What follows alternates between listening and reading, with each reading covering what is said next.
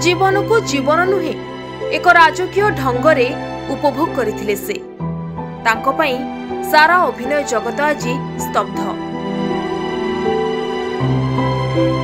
बॉलीवुड रे आज समस्त आखि भिजी जाइछि। बॉलीवुड रो स्टंट हीरो धर्मेंद्र आउ नाहंती। 89 वर्ष बयस रे दुनिया को अलविदा कही अफेरा राइजो को चली जाइछंती बॉलीवुड रो ही मैन। तांको निधन रे तांको प्रशंसकक मन रे एबे अनेक स्मृति। आज सकाळे मुंबई रो ब्रिज कैंडी हॉस्पिटल रे शेष निश्वास त्याग करिछंती से हिंदी सिनेमार एक अविस्मरणीय अध्याय थिले कहिबा भूल हेब नाही। सारा अभिनय जगत आज स्तब्ध।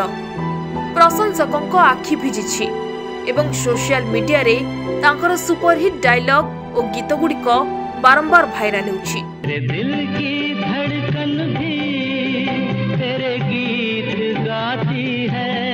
धर्मेंद्र केवल अभिनेता नुहंती, से थिले बॉलीवुड रो प्रथम एक्शन हीरो, गरीब घरर लढ़ुआ युवकर प्रतीक एवं कोटी कोटी दर्शकंकर परिवार सदस्य। पंजाब रो लुधियाना अंचलर साहनेवाल ग्राम रे 1935 डिसेंबर 8 रे जन्मित धरम सिंह देओल मुंबई आसिथिले स्वप्न नै।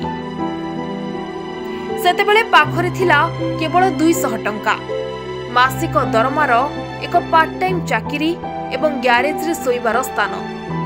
से निजे कहिसंती, मु ग्यारेज रे सोइथिली, राति रे ओभरटाइम काम करी पैसा जमाउथिली, किंतु स्वप्न थिला जे मु अभिनेता हेबी।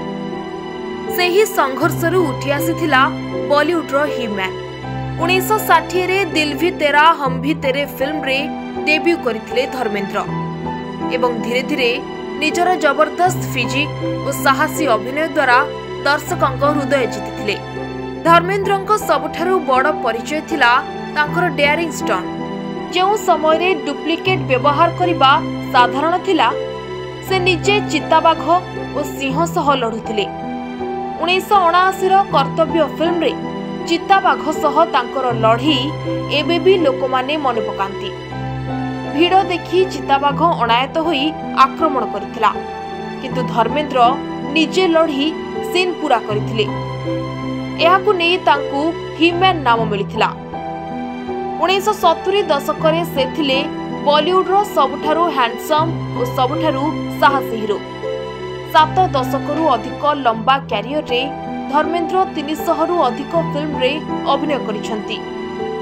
शोले रो बीरू, सीता और गीतार राकेश, चुपके चुपके रो प्रोफेसर परिमल त्रिपाठी, धर्मवीर, यमला पगला दीवाना, सत्यकाम, खामोशी प्रत्येक चरित्र रे से निजर अलगा छाप छाड़िचंती। सोलेरा बसंती इन कुत्तों के सामने मत नाचना डायलॉग आज भी समस्तक मन रे अटकी रही। से केवल एक्शन हीरो नुहंती, कॉमेडी और रोमांटिक रोल रे भी अप्रतिम थिले। व्यक्तिगत जीवन रे धर्मेंद्र जिंदा दिल थिले। 19 वर्ष बयस रे प्रकाश कौरक सह विवाह करथिले धर्मेंद्र, किंतु फिल्म जगत रे एंट्री करिबा परे हेमा मालिनी को विवाह करी से बहुत चर्चा रे रहिथिले, किंतु से केबे निज परिवार को अवहेला करि नथिले। सनी, बॉबी, ईशा, आहना समस्तक सह तांकर गभीर संपर्क थिला।